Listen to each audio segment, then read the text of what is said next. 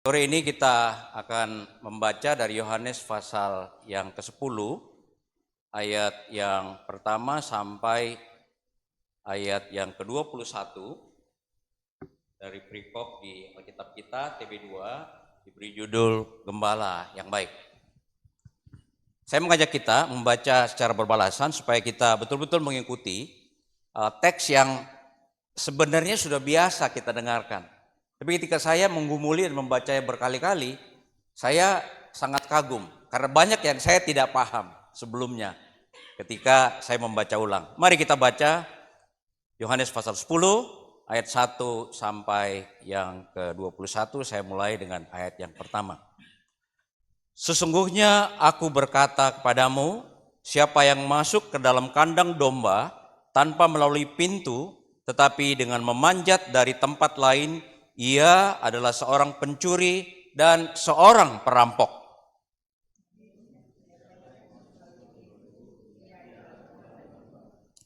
Untuk dia, penjaga membuka pintu dan domba-domba mendengarkan suaranya.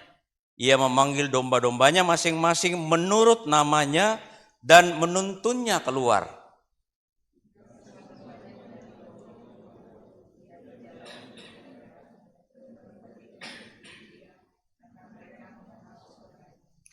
Namun seorang asing pasti tidak mereka ikuti, malah mereka akan lari dari orang itu, karena suara orang-orang asing tidak mereka kenal.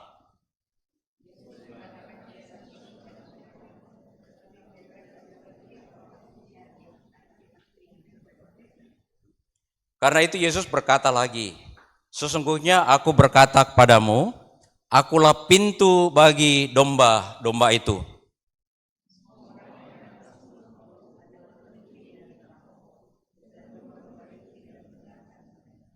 Akulah pintu, siapa yang masuk melalui aku, ia akan diselamatkan dan ia akan masuk dan keluar serta menemukan padang rumput.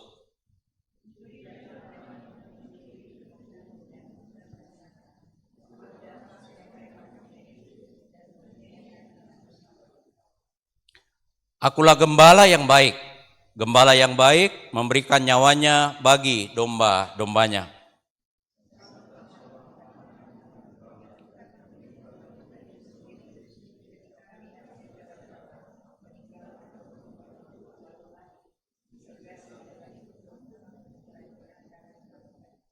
Ia lari karena ia seorang upahan dan tidak memperhatikan domba-domba itu.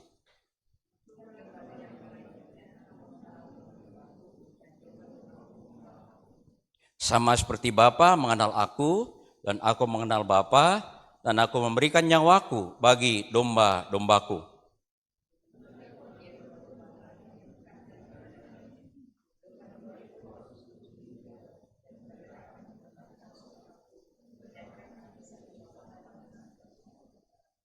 Bapa mengasihi aku karena aku memberikan nyawaku agar aku mengambilnya kembali.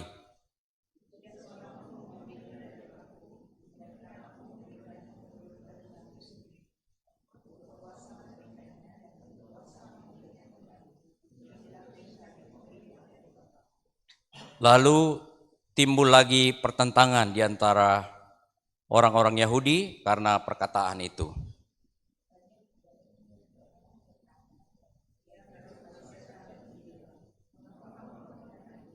Ayat 21, yang lain berkata, itu bukan perkataan orang yang kerasukan setan. Dapatkah setan mencelikan mata orang buta? Bapak Ibu Saudara, kita yang berbahagia, tidak hanya kita yang membaca merenungkan, tetapi kita yang mau melakukan setiap firman yang kita baca dan renungkan. Bapak Ibu Saudara, tema kita I am the God Shepherd, security. Jadi fokusnya pada security, pada keamanan gitu ya. Nah, Bapak Ibu Saudara, hidup saat ini penuh dengan ketidakpastian. Ya, tidak ada orang yang pasti-pasti saja dalam menjalani kehidupan, apakah pekerjaan, apakah studi, apakah keluarga. Karena banyak sekali hal-hal yang di luar kontrol kita. Di tengah-tengahnya banyak orang berusaha mencari rasa aman. Dengan apa? Cari uang lebih banyak, cari kedudukan lebih tinggi, ya, cari jabatan atau beli asuransi yang menjamin apapun yang mungkin akan terjadi. Tapi sadar atau tidak, semua itu hanya sementara dan tidak ada jaminan bahwa kita akan pasti mendapatkannya, pasti aman, pasti sukses, ya, dan pasti berhasil. Melalui Yohanes pasal 10 ayat 1-21 ini, Yesus memperkenalkan diri sebagai gembala yang baik. Satu terminologi yang buat kita tidak terlalu familiar. Karena di sekitar kita jarang kita dapatkan gembala, betul ya? Nah, sebab itu pada sore ini kita akan belajar 3 poin yang akan menolong kita untuk melihat apa yang dimaksud dengan gembala. Dan kenapa Yesus menggunakan kiasan gembala dan menambahkan gembala yang baik. Apa yang dilakukannya dan bagaimana seharusnya respon kita kalau memang kita paham bahwa dia adalah gembala yang baik.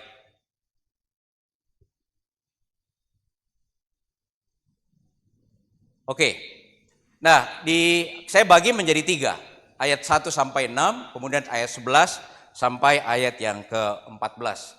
Yesus adalah gembala yang benar dan baik, ya. Nah, ini menarik karena peralihan dari pasal 9 ke pasal 10 itu terjadi melalui dialog antara Tuhan Yesus dengan orang Farisi. Dan kesimpulannya adalah orang Farisi yang melihat orang buta sejak lahirnya itu disembuhkan oleh Yesus. Tapi mereka tidak percaya. Sehingga Tuhan Yesus mengatakan bahwa mereka buta. Yang dimaksud oleh Yesus bahwa mereka buta bukan fisik, tapi mereka buta secara rohani. Mereka tidak bisa melihat nilai rohani di balik pencelikan mata orang buta itu dan tidak bisa melihat siapa sebetulnya Yesus Kristus sebagai anak Allah.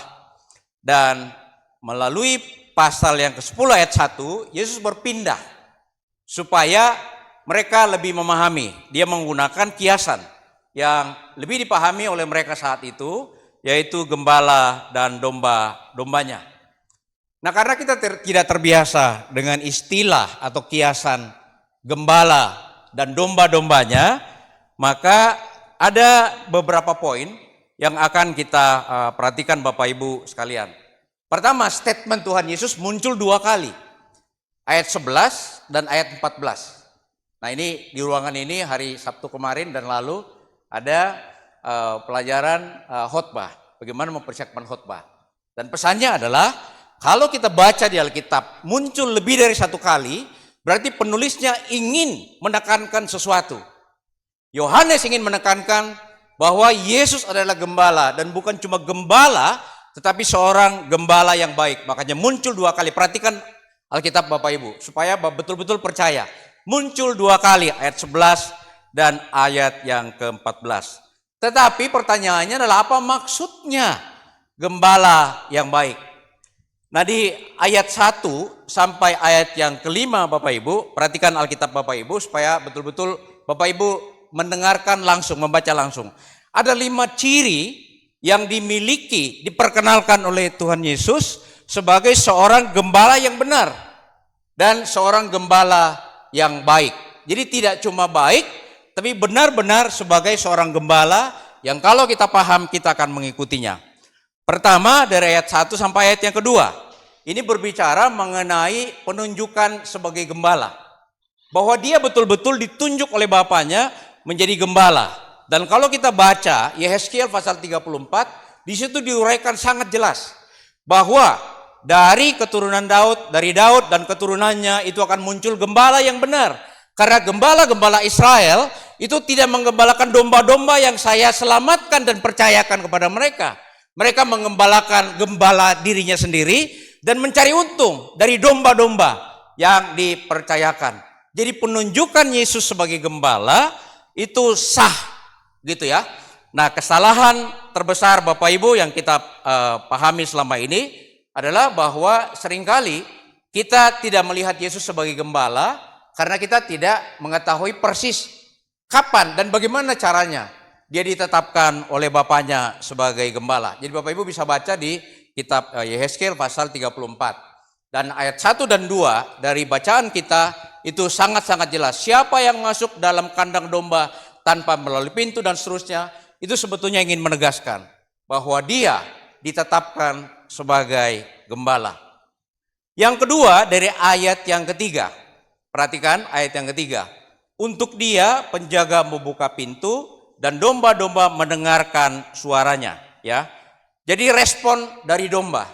Karena mereka tahu gembalanya adalah Yesus dalam konteks kita, maka domba-domba itu mendengarkan, memberi respon karena tahu siapa dia. Bapak Ibu, memang banyak orang yang menolak, termasuk bacaan kita di ayat yang ayat ke-20 ya. Banyak di antara mereka berkata ia kerasukan setan dan gila. Mereka tidak menerima Yesus.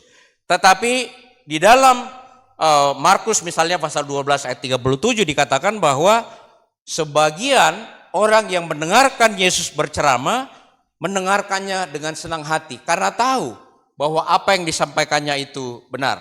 Jadi Bapak Ibu, respon dari domba yang muncul adalah mereka mendengarkan suara dari dari gembala yang ada.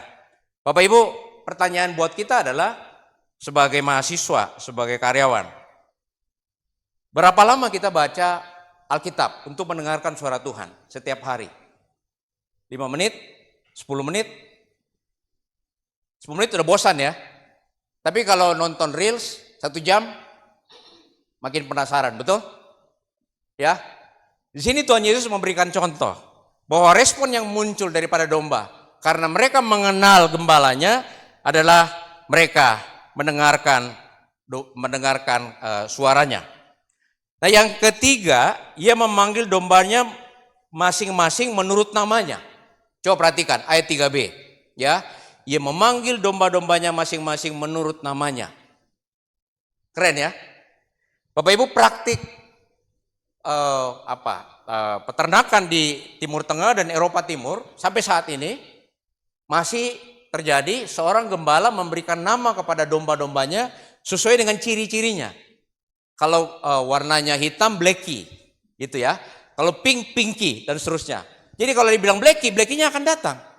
Bapak Ibu silakan nonton, itu banyak sekali videonya, ya, di Timur Tengah dan juga di Eropa Timur. Dan itu menunjukkan keakraban antara gembala dan domba-domba yang dipeliharanya.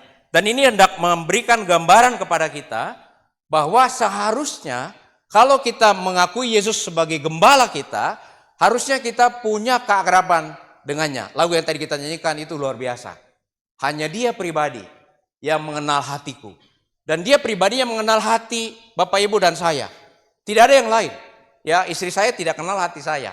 Betul ya? Dia tahu mimik saya, dia tahu gestur saya, tetapi hati dan pikiran saya, istri saya tidak tahu. Dan ilustrasi yang digunakan oleh Tuhan Yesus, ia memanggil dombanya masing-masing menurut namanya, berarti bahwa sang gembala mengerti karakter, memahami satu persatu domba-domba yang dipeliharanya. Pertanyaannya, maukah kita akrab dengan gembala kita? Dan dia memanggil kita satu persatu berdasarkan nama kita. Ini pertanyaan penting yang setiap kita perlu gumuli. Yang keempat, masih di ayat 3 bagian B, ya, dan menuntunnya keluar. Jadi gembala itu memberi arah, menuntun domba-dombanya. Bapak Ibu, Yesus adalah gembala dan Tuhan yang memimpin umatnya. Dan ini sangat menarik kalau Bapak Ibu perhatikan Mazmur pasal 23. Harusnya semua hafal Mazmur 23. Tuhanlah gembalaku, takkan kekurangan aku. Ia membaringkan aku di padang yang berumput hijau. Ia membimbing aku ke air yang tenang. Ia menyegarkan jiwaku. Ia menuntun aku di jalan yang benar demi namanya. Sekalipun aku berjalan dalam lembah kekelaman, aku tidak takut bahaya, karena Engkau besertaku. Gadamu dan tongkatmu, itulah yang meneguhkanku. Bapak Ibu, ini gambaran kalau betul-betul kita memahami bahwa gembala yang baik itu memperhatikan, membaringkan di padang yang berumput hijau, menuntun ke air yang tenang, menyegarkan jiwa, menuntun di jalan yang benar. Ini yang ingin didemonstrasikan oleh Tuhan Yesus kepada orang-orang Farisi dan orang-orang Yahudi pada saat itu yang tidak semuanya percaya kepadanya. Bapak Ibu, untuk menjadi orang-orang yang mau mengikuti Yesus sebagai gembalanya, kita perlu dua hal. Yang pertama adalah kalau kita buka Yohanes pasal 8 ayat 12. Di situ dikatakan, ia terang dunia dan kita mempunyai terang kehidupan. Mengikuti Yesus itu secara rohani, bukan secara fisik. Kalau di gereja ada majelis jemaat, betul ya? Tadi di belakang kami diarahkan. Masuknya setelah bait pertama begitu. Itu dikasih tahu begitu. Itu fisik langsung dikasih tahu. Tapi Yesus kan tidak kelihatan. Betul ya? Jadi mengikuti Yesus harusnya di dalam terang dan kita harusnya menerima Dia sebagai terang di dalam kehidupan kita yang memimpin dalam perjalanan. Nah, pertanyaannya adalah ketika Yesus tidak ada lagi, siapa yang memimpin kita? Pendeta, majelis jemaat.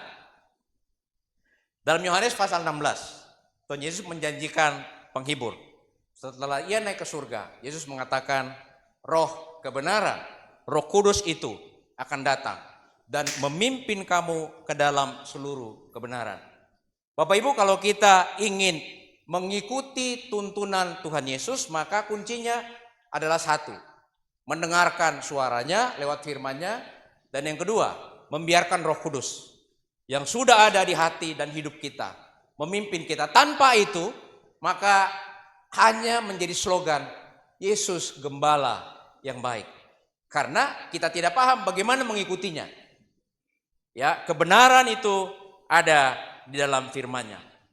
Nah, yang kelima, Dia di ayat yang keempat, Bapak Ibu perhatikan. Jika semua dombanya telah dibawanya keluar, Ia berjalan di depan mereka, dan domba-domba itu mengikuti Dia karena mereka mengenal suaranya. Gembala yang baik memberikan persyaratan, memberikan harapan kepada domba-domba yang dipimpinnya, yaitu mendengarkan suaranya dan mengikutinya. Tidak ada cara lain. Sehingga untuk menjadi seorang atau menjadi domba yang mengikuti gembalanya, tidak ada pilihan juga bahwa kita harus membaca firman-Nya dan mau taat mengikuti tuntunannya. Jadi tuntunan yang diberikan oleh gembala itu tidak lagi, mari sekarang kita bergerak ke depan. Karena secara fisik Tuhan Yesus tidak ada, betul?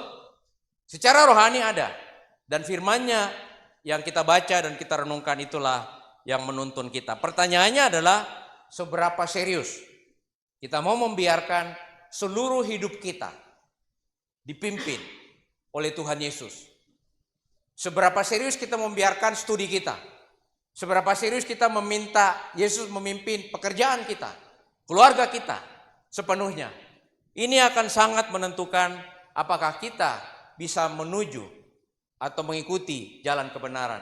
Apakah kita bisa mengikutinya ke padang rumput yang hijau? Karena itu semua sangat tergantung pada ketaatan kita untuk mengikutinya. Bapak Ibu Saudara-saudara, 5 ciri di atas ini sangat menolong kita untuk memahami bahwa Yesus bukan hanya gembala yang baik, tapi Dia adalah gembala yang benar, ya. Nah, Bapak Ibu Saudara-saudara, pengalaman saya sekarang masuk usia ke-62. Dan saya mengalami bahwa orang yang menjadikan Yesus sebagai gembala yang baik tidak pernah meminta-minta. Orang yang menjadikan Yesus sebagai gembala yang baik memiliki keamanan rohani, dan itu menuntun mereka memiliki keamanan jasmani, memiliki keamanan finansial, memiliki keamanan apapun, karena bergantung sepenuhnya kepada Tuhan. Hidup ini sebetulnya hanya taat, betul kan? Tapi seringkali kita menciptakan sesuatu yang seolah itu jauh lebih berharga, jauh lebih berarti, jauh lebih bernilai daripada Yesus yang menjadi gembala kita. yang menuntun kita di dalam menjalani kehidupan yang tidak pasti sehari-hari. Untuk itu Bapak Ibu Saudara yang terkasih dalam Kristus, saya melihat khususnya di ayat yang ke-6 bahwa, perhatikan ayat yang ke-6, Yesus mengatakan kiasan itu kepada mereka, tapi mereka tidak mengerti apa maksudnya. Ia berkata demikian kepada mereka.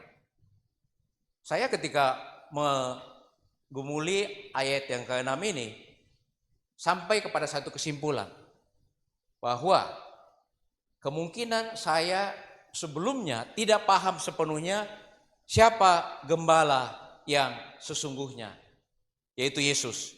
Karena ada persyaratan-persyaratan. Dia betul-betul gembala, harusnya kita memberi respon kepadanya karena suaranya. Kemudian dia mengenal kita secara pribadi, dipanggil satu-satu gitu kan.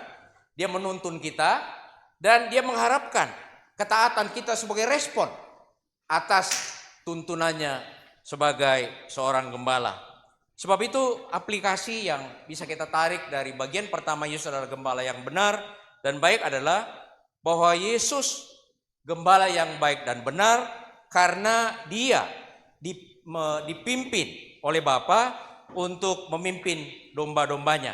Dan ia mengenal secara pribadi satu persatu domba-domba yang dipercayakan kepadanya dan ialah yang menuntun mereka keluar sehari-hari. Pertanyaannya adalah, apakah kita yang hari ini paham bahwa dia adalah gembala yang benar dan baik, mau taat mengikuti tuntunannya, mau memiliki persekutuan yang baik dengannya, sehingga kita tahu persis apa maunya di dalam kehidupan kita.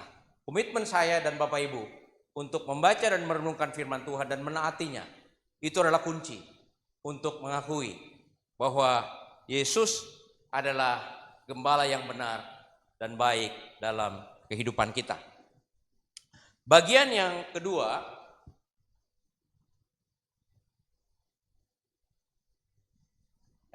bisa tolong.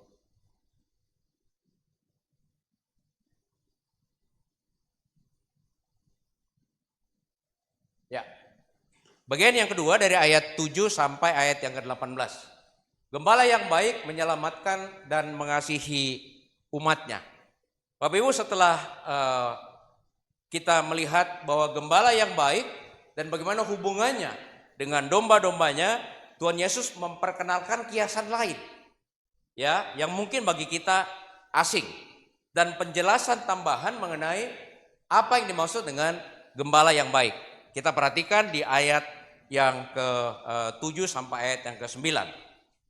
Bapak Ibu Saudara-saudara, Tuhan Yesus adalah pintu keselamatan dari Allah untuk umatnya. Nah, kalau kita perhatikan di ayat yang ke-7, karena sesungguhnya aku berkata kepadamu, akulah pintu bagi domba-domba itu. Diulang lagi ayat ke-9, akulah pintu. Ini maksudnya apa? Ya. Nah, di dalam praktik penggembalaan, setiap malam domba-domba itu dituntun ke kandang. Kandangnya ada kandang pribadi, dan kalau di Israel itu ada kandang yang berupa kandang umum. Jadi di dalamnya disekat-sekat, dan di sekat-sekat itu ada penjaganya. Dan setiap gembala itu menuntun domba-dombanya masuk ke dalam kandang itu, dan biasanya dia berdiri satu persatu. Haskar masuk, Blackie masuk, Pinky masuk, gitu ya. Jadi untuk masuk itu selalu melalui gembala. Keluar juga sama, Blackie keluar, Pinky keluar, Haskar keluar, kira-kira gitu. Nah, sehingga itu yang dimaksudkan oleh Tuhan Yesus ketika memberikan kiasan ini. Akulah pintu untuk masuk. Nah, dengan mengetahui bahwa gembala itu adalah pintu, maka domba-domba itu akan merasa aman. Karena tahu gembalanya menjaganya. Ya, menjaga. Bahkan seringkali gembala itu tidur di pinggir pintunya untuk memastikan bahwa tidak ada pencuri dan tidak ada yang masuk untuk mengganggu domba-domba yang dikasihinya. Bapak Ibu Saudara-saudara, bukan cuma domba-domba itu menjaga dan memelihara mereka, tetapi domba-domba itu di ayat yang ke-9 di situ dikatakan, Akulah pintu, siapa yang masuk melalui aku, ia akan diselamatkan. Dan ia akan masuk dan keluar, serta menemukan padang rumput. Ini yang dimaksud dengan security. Bahwa masuk dan keluar domba itu sangat ditentukan oleh pintunya, yaitu gembalanya sendiri.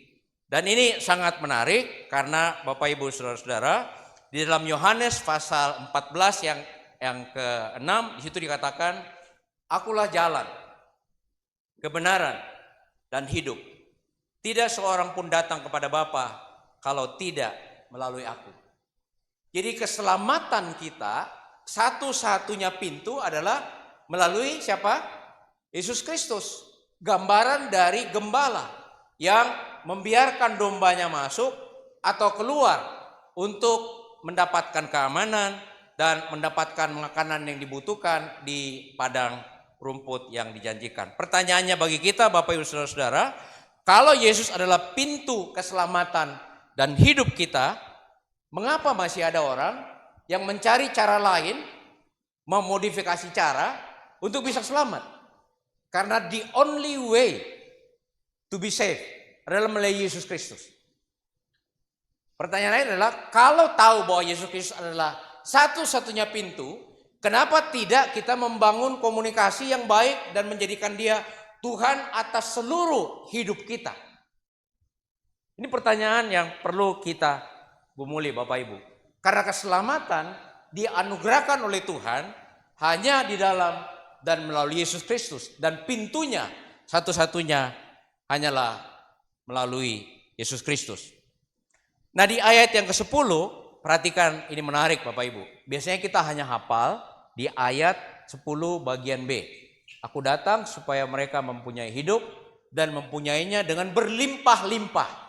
Seringkali terjemahkan berlimpah-limpah itu berlimpah-limpah harta, berlimpah-limpah kedudukan, dan seterusnya dan seterusnya. Tapi kalau kita baca teksnya, perhatikan, mempunyai hidup artinya itu dituliskan di dalam Yohanes pasal 3 ayat 16. Coba kita buka Yohanes pasal 3 ayat 16. Ini harusnya semua hafal ini. Kalau ikut pemuridan. Yohanes 3 ayat 16, kita baca sama-sama. Ya, Yohanes 3 ayat yang ke-16. Kita baca sama-sama. Karena begitu besar kasih Allah akan dunia ini, sehingga ia telah mengaruniakan anak yang tunggal, supaya setiap orang yang percaya kepadanya tidak binasa, melainkan beroleh hidup yang kekal. Kenapa digariskan telah dan tidak binasa? Karena sebetulnya setiap kita harusnya dihukum mati. Betul? Karena dosa dan pelanggaran kita. Nah karena Yesus adalah pintu masuk kita, maka kita tidak binasa, kita diselamatkan, bahkan dikatakan beroleh hidup yang kekal. Jadi yang dimaksudkan berlimpah-limpah di sini bukan melimpah harta, tapi melimpah karena kita memiliki kehidupan kekal. Perspektif yang harus dimiliki setiap kita bahwa kehidupan di dunia ini sementara. 60, 70, 80 kalau kuat, betul? Setelah itu game over. Betul ya? Pertanyaannya adalah bagaimana kita menghabiskan 60, 70, 80 tahun di dunia ini sangat menentukan kekekalan. Kekekalan itu matematikanya gimana? Tidak terhingga. Betul ya? Infinite. Yang saat ini hanya terbatas. Saya sekarang usia 61, masuk 62. Kalau Tuhan beri kekuatan mungkin tidak sampai 20 tahun lagi. Bukan menentukan, tapi kalau melihat itu, bagaimana saya mengevaluasi, bagaimana saya menjalani kehidupan saya. Legasi apa yang saya tinggalkan untuk generasi muda, untuk anak saya, untuk cucu saya. Pernah nggak kalian pikirkan seperti itu? Karena pada akhirnya harta itu tidak berguna, betul? Tinggalin semua, ya, nggak kita bawa. Paling beli peti, bayar kuburan, dan seterusnya, betul? Tetapi yang paling menentukan adalah bagaimana hidup kita berlimpah-limpah nanti, yaitu di dalam kekekalan ketika kita berada atau bergabung bersama dengan Kristus. Ayat 11 sampai 15, ya. Ayat 11 sampai 15 bisa klik lagi ke ada. Ya. Yang ketiga, Yesus memberikan nyawanya karena mengasihi kita. Ini menarik cara Yesus menjelaskan kenapa dia mau memberikan nyawanya. Yaitu karena dia mengasihi domba-dombanya. Ya, maka ia rela mengorbankan nyawa untuk keselamatan kita. Yang tadi saya jelaskan bahwa gembala itu seringkali itu tidur di pintu untuk betul-betul menjaga. Dan kalau kita lihat perjanjian lama misalnya bagaimana Daud. Ya, Daud mengatakan kalau ada singa yang datang dia akan lawan begitu. Kenapa? Karena dia adalah seorang gembala, makanya dia bisa menulis Mazmur pasal 23. Karena dia betul-betul mengalami itu semua. Apa artinya saudara-saudara, Bapak Ibu saudara kalian? Dia memberikan nyawanya karena kita sangat bernilai di hadapan Yesus Kristus, gembala yang benar dan baik. Pertanyaannya adalah, apakah kita melihat itu? Seringkali kita hanya melihat diri kita di kaca. Ini jelek amat sih hidungnya, gitu ya. Telinganya, rambutnya, betul ya? Kita melihat fisik saja dari diri kita. Kenapa saya nggak setinggi orang lain? Kenapa saya nggak seputih orang lain? Begitu kan? Sementara Yesus melihat kita sangat-sangat berharga dan dia mau mati buat kita. Karena itu, Bapak Ibu Saudara-saudara, kita perlu melihatnya dari kacamata yang benar. Nah, kata mengenal itu muncul sampai 3 kali. Di ayat yang keempat, ayat yang ke-14, dan di ayat yang ke-15. Perhatikan ya bacaan kita dari Yohanes pasal 10 ayat 4. Yaitu yang jika semua dombanya telah dibawanya keluar, ia berjalan di depan mereka dan domba-dombanya mengikuti dia karena mereka mengenal suaranya. Ayat 14. Mengenal aku. Kemudian 15 ya. 15 juga. Sama seperti Bapa mengenal aku mengenal Bapa. Jadi muncul sampai 4 kali. Kenapa kata mengenal ini muncul sampai 4 kali Bapak Ibu Saudara? Karena hubungan kita dengan Allah itu bersifat rohani. Dan pengenalan akan Allah itulah yang menentukan sejauh mana kita mempercayakan hidup kita sepenuhnya kepada Yesus sebagai gembala kita yang baik. Bapak Ibu Saudara, di bagian yang terakhir di poin kedua ini, ayat yang ke-16 sampai 18, Yesus menuntun umat sebagai kawanan dombanya. Nah, ketika Yesus menjelaskan ini kepada orang-orang Farisi dan juga murid-murid serta orang Yahudi lainnya, tidak semua percaya. Sehingga Yesus membuat satu pernyataan yang mengejutkan. Sebetulnya sangat-sangat mengejutkan. Perhatikan ayat 16. Aku juga mempunyai domba-domba lain yang bukan dari kandang ini. Yesus ingin bilang begini, kalau lu gak mau dengar gua, ada domba lain yang mau mendapatkan keselamatan, yang mau mendengarkan saya. Kira-kira bahasanya begitu. Jadi, kalau Yesus berbicara, harusnya kita juga mendengarkan. Bahkan Yesus mengatakan, aku juga, perhatikan, domba-domba harus kutuntun juga, dan mereka akan mendengarkan suaraku, dan akan ada satu kawanan dengan satu gembala. Artinya bahwa ada domba-domba lain di luar kandang itu, di luar gereja kita, di luar persekutuan kita, di luar keluarga kita, yang mau mendengarkan suaranya dan mau dituntun olehnya. Sehingga menjadi satu kesatuan, kawanan domba yang berada di bawah satu gembala. Bapak Ibu, ini penting buat kita semua. Bahwa di luar sana ada orang lain yang siap mendengarkan suara Tuhan. Ada puji-pujian yang dia lantunkan untuk memuji Tuhan. Kalau kita tidak mau mendengarkan. Sebab itu pilihannya ada pada kita. Sungguhkah kita mau menjadikan dia sebagai gembala yang baik? Ada satu istilah Bapak Ibu yang digunakan, yaitu pastor. Kalau shepherd itu bahasa Inggrisnya. Tapi kalau bahasa Latin itu menggunakan kata pastor. Betul ya? Nah, pastor itu adalah mirip dengan gembala, yaitu menggembalakan. Dan itu sebetulnya digunakan untuk memberikan penjelasan bukan cuma kepada pendeta, tapi mereka yang secara rohani lebih dewasa untuk mempastorkan, menjaga domba-domba yang lain.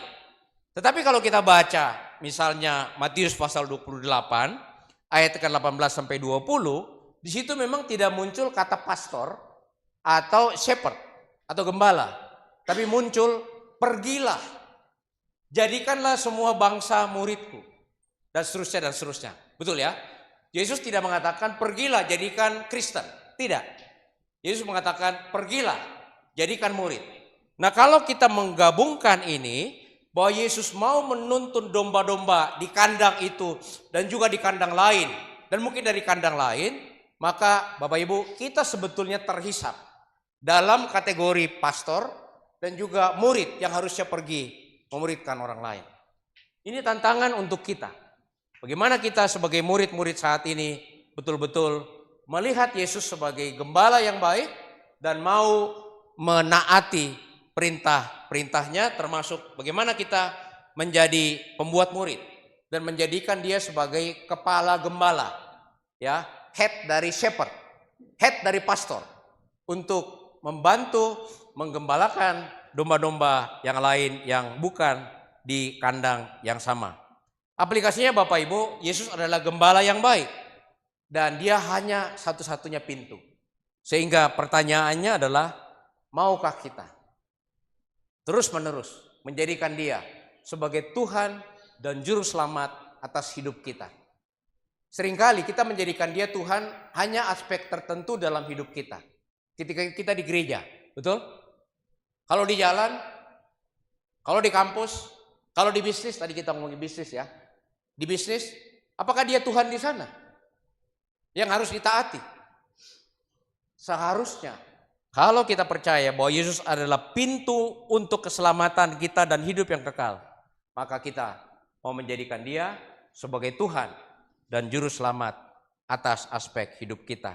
Bapak Ibu, keamanan terbesar yang kita butuhkan dalam kehidupan kita bukan bebas dari masalah. Karena masalah akan datang. Masalah akan silih berganti. Betul ya? Presiden akan berganti. Kebijakan pemerintah akan berganti. Betul ya? Tetapi jaminan keamanan dan kepastian itu hanya datang dalam Kristus Yesus yang adalah gembala yang baik, yang mau menuntun kita menjalani kehidupan sehari-hari. Pertanyaan refleksi buat kita adalah, apakah saya sungguh-sungguh mengenal Sang Gembala dan menjadikan dia Tuhan atas setiap aspek hidup saya? Bagian yang terakhir, Bapak Ibu, Saudara, yang ketiga. Ya. Bagaimana respon umat terhadap gembala yang baik? Ayat 19 sampai ayat yang ke-20. Bapak Ibu kalau perhatikan, di ayat 19 coba kita baca sama-sama. Lalu timbul lagi pertentangan di antara orang Yahudi karena perkataan itu. Karena perkataan Yesus yang mengatakan bahwa dia adalah gembala yang baik, dia mau memberikan nyawanya, dan ada domba-domba lain di kandang sebelah yang juga membutuhkan dia. Nah, yang terjadi adalah ada muncul dua kelompok. Kelompok yang pertama di ayat yang ke-20, ya, kelompok yang tidak percaya. Yaitu kelompok yang oleh Tuhan Yesus dikatakan buta rohani. Tidak bisa melihat makna rohani di balik penjelasan Tuhan Yesus bahwa dia adalah satu-satunya pintu untuk mendapatkan keselamatan. Dan orang, Bapak Ibu Saudara, orang yang seperti ini menurut Bruce Milne dalam Bible Speak Today, orang yang menutup hatinya dan sepertinya mengutuk Roh Kudus. Dan itu adalah orang-orang yang mendekati dosa yang tidak dapat diampuni. Sangat keras mengatakan itu. Karena coba perhatikan ayat 20. Banyak di antara mereka berkata, banyak ya, ia kerasukan setan dan gila. Yesus dibilang setan, kerasukan setan dan gila. Ngapain dengerin dia? Ngapain ke gereja? Betul ya? Lebih baik kita enjoy life di luar sana. Hati-hati dengan statement kita. dengan pemikiran kita.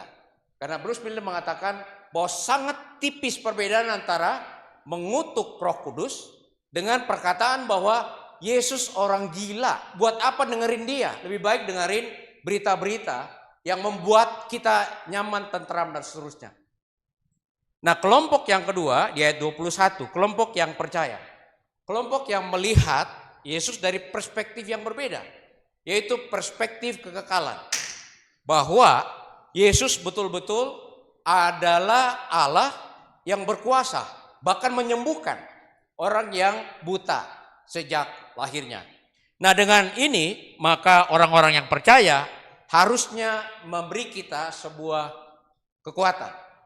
Bahwa ketika kita menjadi orang yang percaya, melihat dari perspektif yang berbeda, maka kita betul-betul akan memahami siapa itu Yesus sebagai gembala yang baik dan bagaimana kita mengikutinya. Bapak Ibu, untuk oleh-oleh dari ibadah kita pada sore hari ini,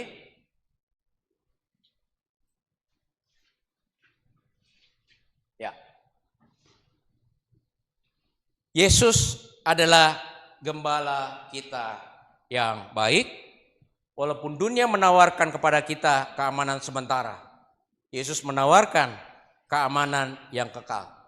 Saat kita betul-betul menjadikan dia Tuhan dan Juru Selamat atas hidup kita, Sang Gembala yang baik, maka kita dapat berkata dengan yakin, Tuhan adalah gembalaku yang baik, yang mengenal aku secara pribadi, menuntun dan meminta ketaatanku pada firman-Nya.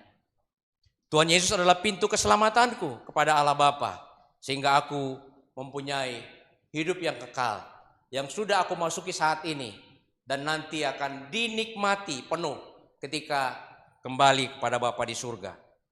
Responku hari ini adalah menjadikan dia kepala gembala, dan aku mau menjadi murid yang memuridkan orang lain, sehingga semakin banyak orang, termasuk di kandang lain, mau menjadikan Yesus sebagai Tuhan dan Juru Selamat dan gembala yang baik di dalam kehidupan sehari-hari. Tuhan Yesus berkati. Amin.